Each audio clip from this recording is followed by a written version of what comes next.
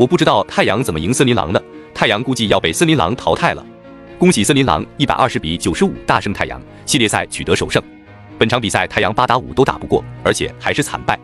如果不是裁判这么帮忙太阳，太阳只会输得更惨。本场比赛太阳的罚球比森林狼多了3个，虽然罚球差距不大，但是看了比赛就会明白，森林狼有多少犯规没有吹，搞得森林狼全队都在抱怨裁判。其次，森林狼的禁区有52分，太阳只有34分，并且篮板多了24个，前场篮板多了10个。所以在禁区少了这么多分，前场篮板少了这么多的情况下，罚球还这么多，可见裁判有多么帮助太阳。今天森林狼真的是全面吊打太阳呀！森林狼的优势太多了，防守、身高、对位、篮板、3分、组织、冲击内线，真的样样比太阳强呀！而且森林狼的防守压迫力太强了，今天防的太阳全场15个失误，各种贴身防守，布克和杜兰特被防得很难受。本场比赛杜兰特独木难支，全场17中11狂砍31分7篮板1助攻，并且送出5个失误，全场正负值最低。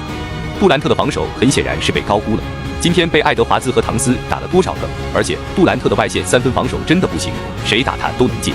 今天杜兰特的防守简直被打成筛子，被爱德华兹和唐斯一直点名。而且杜兰特真的没有组织，全是单打，今天只有1个助攻，很显然不能带动全队。不过杜兰特今天已经是太阳最好了，其他人更加惨不忍睹了。布克全场16中5得到18分2篮板5助攻，布克今天被森林狼全队都防懵逼了。今天强度一上来后，布克很显然不适应了，投篮都变形了，各种疯狂打铁，就是空篮都不进了，防守端被一步过。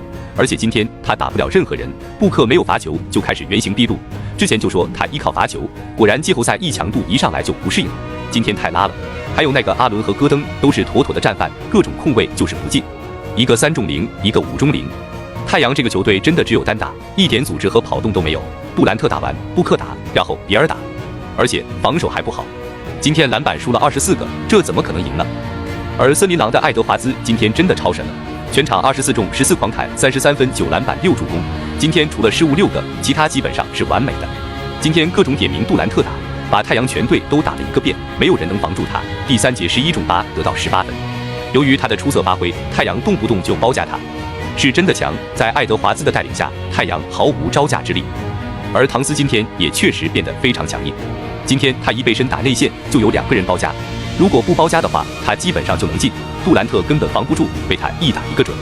今天他真的很强硬，森林狼的优势太多了，森林狼的3高和防守就能把太阳按起来摩擦了。而且森林狼还有3分，这才是可怕的，有组织，有跑动，有内线冲击，有篮板，而且对位各个有优势，还年轻力盛。森林狼到西部第1和防守第1，绝对不是靠运气的，而是靠实力的。这轮系列赛看不到太阳赢的希望。